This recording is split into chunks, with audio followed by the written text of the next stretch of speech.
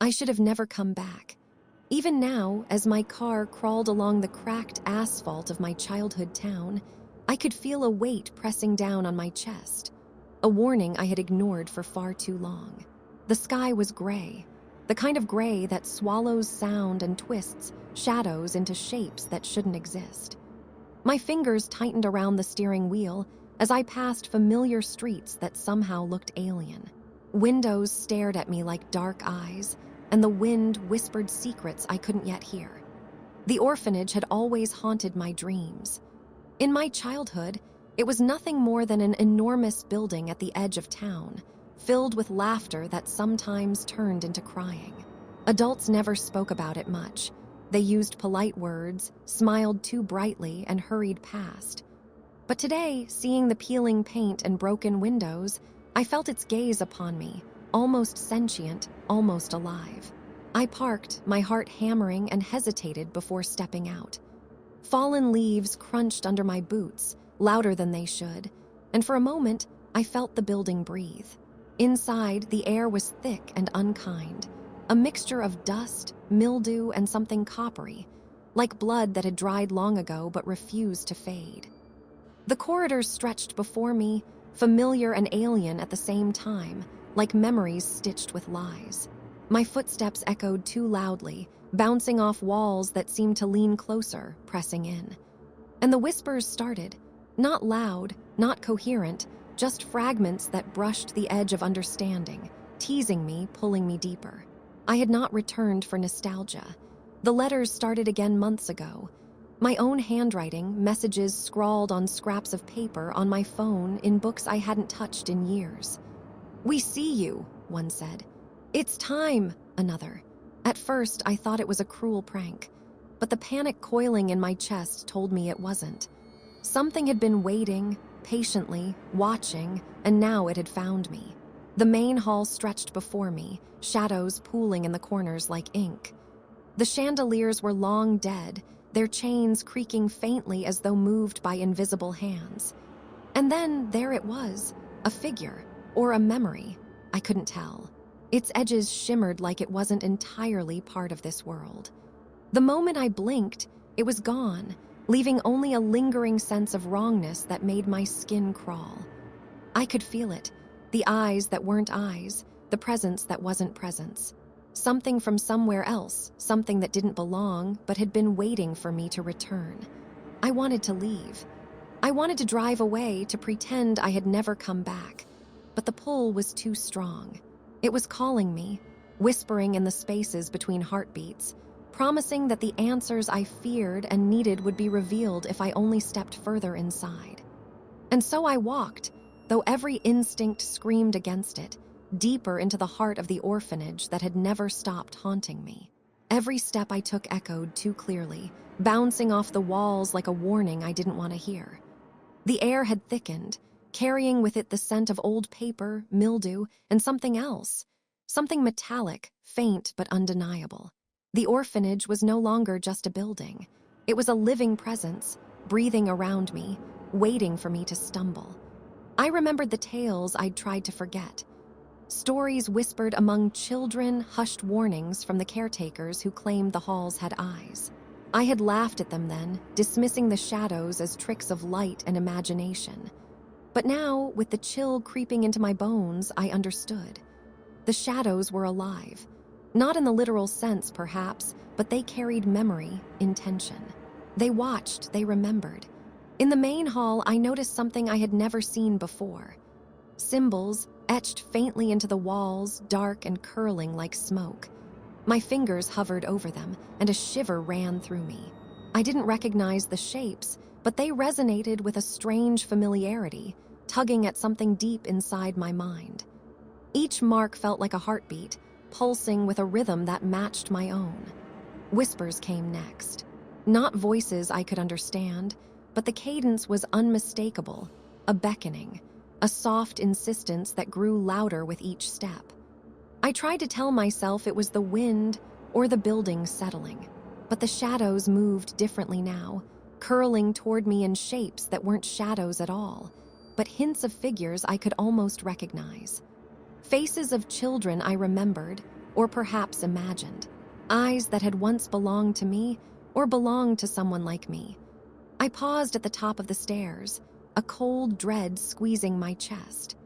The hallway below twisted impossibly, stretching farther than it should, doors appearing and disappearing in the periphery of my vision.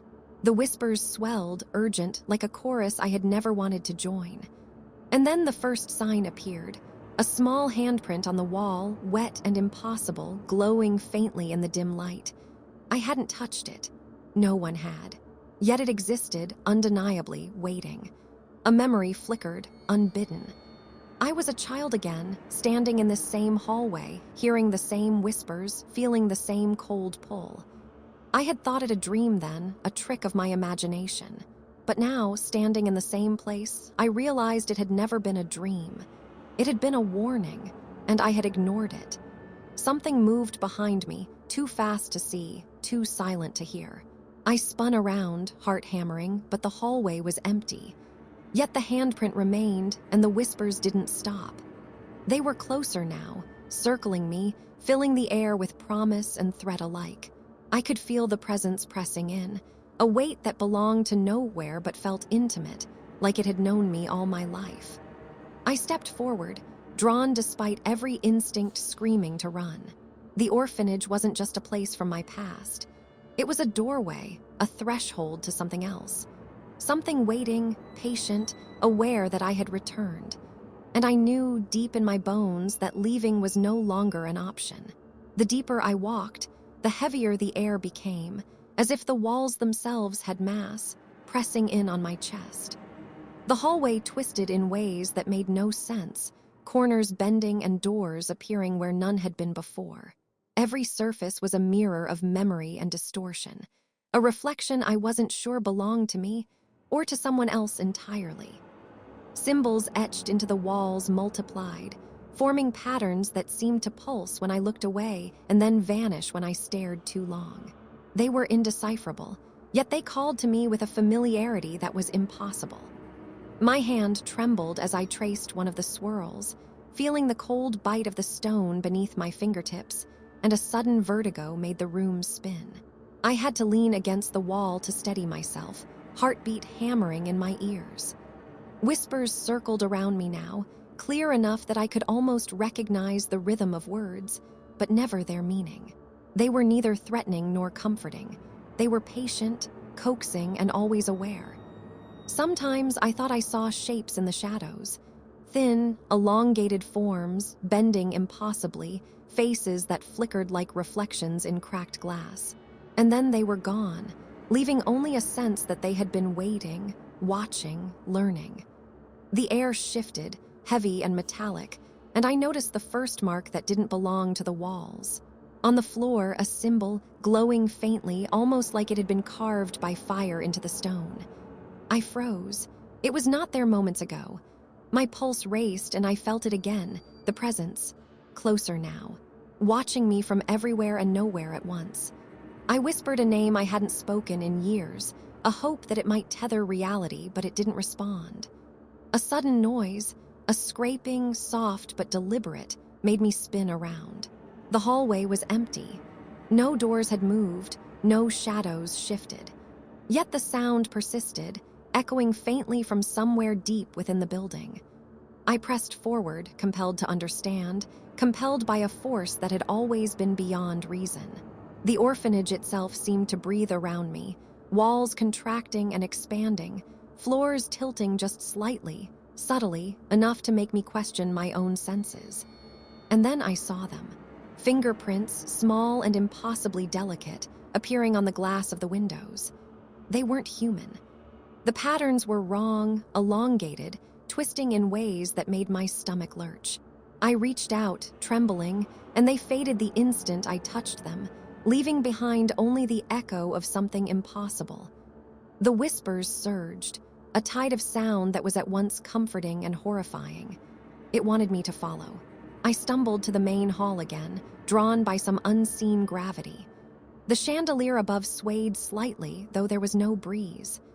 Shadows pooled, thick and viscous, as if alive, curling toward me like fingers. And in the center of the hall, a shape waited, a figure that should not exist. Its edges shimmered, its form wavering between solid and impossible, but I recognized it. Or thought I did. It was the memory of the place, given form, waiting for me to acknowledge it. Every instinct screamed at me to run, yet I couldn't move. Something deep inside me, the part that remembered the whispers, the letters, the warnings, knew that leaving was no longer an option.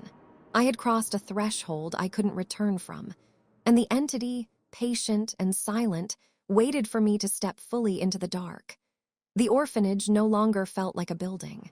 It felt like a living organism, breathing, watching, and rearranging itself around me.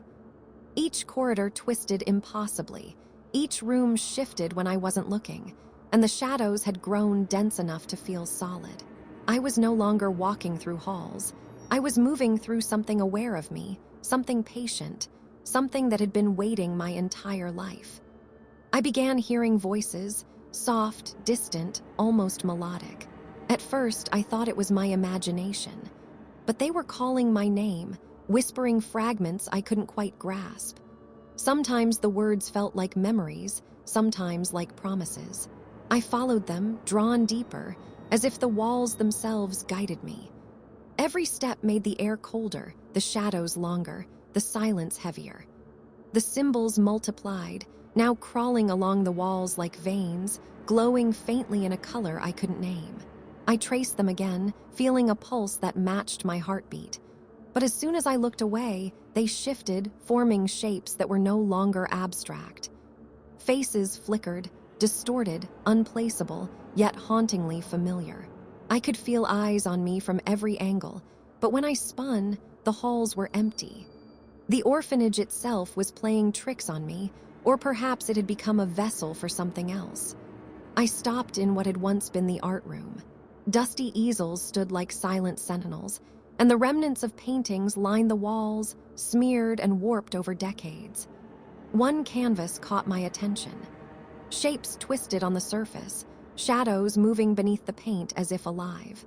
The figure of a girl, or was it me, shifted subtly, and I felt a chill that pierced my bones. The whispers grew louder, urgent now, as if the orphanage itself demanded my attention. And then I saw it, a shadow that moved independently, curling around the room like smoke but solid enough to distort the air. I stepped back, heart hammering, but it mirrored me, following my movements, slipping closer without a sound. Panic rose, but curiosity anchored me. I needed to understand it. I needed to see what it wanted. A faint, distorted laughter echoed somewhere behind the walls. I could feel it pressing against my mind, pulling at memories I hadn't thought of in years.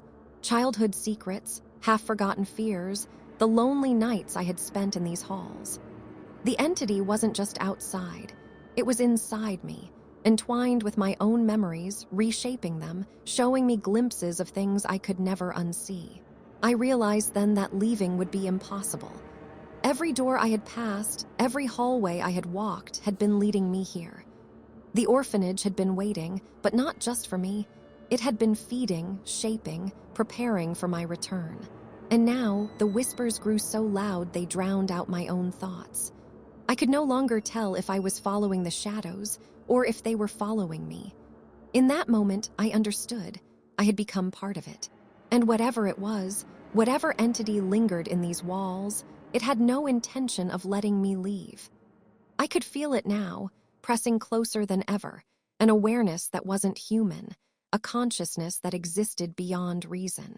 The orphanage itself seemed to lean toward me, its walls bending, ceilings lowering, corridors stretching impossibly. My breath came in shallow gasps, each exhale trembling with panic I could no longer control. The whispers had grown into a chorus, their cadence now urgent and insistent. I could almost understand them, fragments of my own thoughts mirrored back at me. "You are here, you belong, follow." I stumbled forward, drawn toward the main hall once again, though every instinct screamed to flee. The hall pulsed with a faint, unnatural light, the chandelier swaying above as if suspended in a current of unseen energy. Then I saw it fully. The figure, or something like it, stood in the center of the hall, impossible to define. Its edges shimmered and fractured, like light passing through water, and its form flickered between childlike and monstrous. I could feel its gaze, though it had no eyes. It was aware of everything. My fears, my memories, the secrets I had buried deep. The floor beneath me vibrated subtly, almost imperceptibly, until the sensation became unbearable. Shapes danced at the edge of my vision, elongated figures, shifting faces, impossible geometries, and I realized the entity was not bound by the laws of this world. It reached toward me, not with hands but with thought, and I felt my mind twist under the pressure. Memories I had never shared surfaced unbidden. Moments of loneliness, shame, fear, and curiosity, all mirrored back at me in the distorted air. A soft, distorted laugh echoed, carrying with it a sense of both welcome and threat. I could feel the walls pulse, the floor stretch, the air condense. And then the symbols, the swirling, indecipherable patterns etched into every surface, glowed brightly, as if alive, their light pulsing in rhythm with my heartbeat. I touched one, and it burned cold, sending shivers down my spine that radiated to the tips of my fingers and toes. I realized then that it was trying to communicate, or perhaps to consume. The entity wasn't merely present. It was part of me now. Every shadow, every whisper, every flicker of light was connected, forming a network of perception I couldn't escape. And yet, in the midst of terror, a part of me felt drawn, compelled to step closer, to understand the impossible. I staggered, and the hall seemed to stretch infinitely before me, shadows swirling like water around my legs. The entity's presence pressed against my mind, whispering in a language older than memory, and I understood. I could not leave. Every path I had taken, every memory I had unearthed, had led me to this moment. And now, the presence waited for me to surrender entirely, to become part of the orphanage's endless cycle. The hallways twisted in impossible ways, stretching farther than memory should allow. Every step I took echoed not just in the orphanage, but inside my mind, bouncing off walls of memory and fear. Shadows clung to me, moving independently, whispering fragments of thought that I couldn't claim as my own. I wasn't walking anymore. I was being guided, pulled into the rhythm of something older, something patient. The symbols burned faintly on every surface, now more insistent, pulsing with a light that felt alive. I traced one with trembling fingers, and it burned a cold that seeped into my bones. The whispers surged, rising and falling in a cadence that matched my heartbeat. I tried to speak, to call out, but my voice was swallowed by the air, leaving only the pressure of expectation. And then I saw them, shapes emerging from the shadows, impossibly tall, their edges flickering like broken glass. They mimicked my movements, yet moved independently, their presence both alien and intimately familiar. I realized with a cold clarity that the orphanage was not haunted by ghosts alone. It was alive with echoes of every child, every memory, every fear that had passed through its walls. And I had become one more thread in its endless fabric. The figure appeared again, closer this time. Its form shifted between child and shadow, solid and impossible. When it reached toward me, I felt my mind twist, a vertigo of time and memory. I remembered standing in these halls as a child, hearing whispers I didn't understand. I remembered the letters that had drawn me back, and I realized they had never stopped. Every warning, every call, every memory had been part of the same spiral, pulling me into this inevitable confrontation. I stumbled, trying to escape, but the corridors folded around me, turning back on themselves. Every door led to another hallway I had already passed. Every reflection in the broken windows showed not only me, but the shadows of those who had come before. I felt their eyes on me, their longing, their fear. The presence pressed in, whispering promises and threats, blurring the line between what was real and what was memory. And then, in the center of the hall, the symbols formed a pattern I could not unsee. It was a spiral, infinite and unbroken, drawing the eye inward, pulling the soul with it. I understood. This was the heart of the orphanage, the core of its endless cycle. Those who came here, those who remembered, those who returned, they were all bound to it. And now I was too. I sank to my knees, breathless, overwhelmed, but a part of me, a smaller, quieter part, felt a perverse calm. Resistance was futile. Understanding, even in terror, offered a strange clarity. I could not leave. I could not escape. And yet, as the shadows swirled and the whispers grew into a chorus that filled the walls, I knew that the spiral was not over. It had only begun. I thought I had reached the end.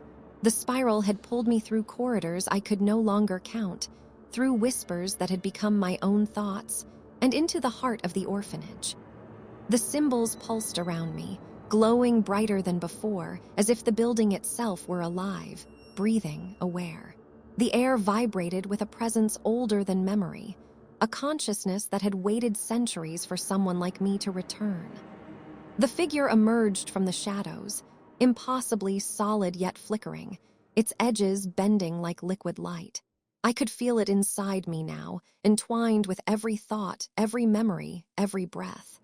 It did not speak in words, but in understanding, in pressure, in inevitability. I knew then that I had never been alone.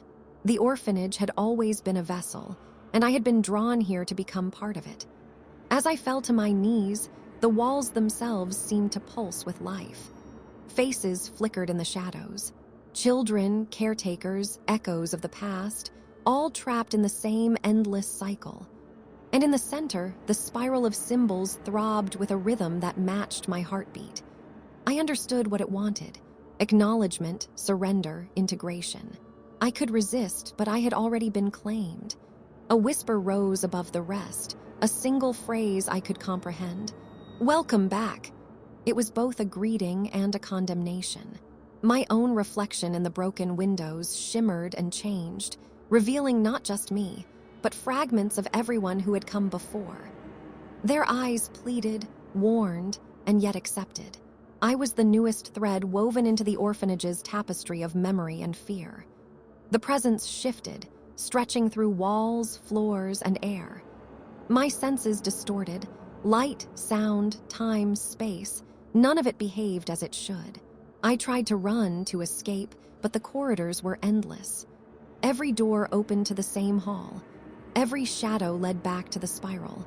And then I understood. The orphanage did not allow exits. It had no doors, no windows, no way out that I could find.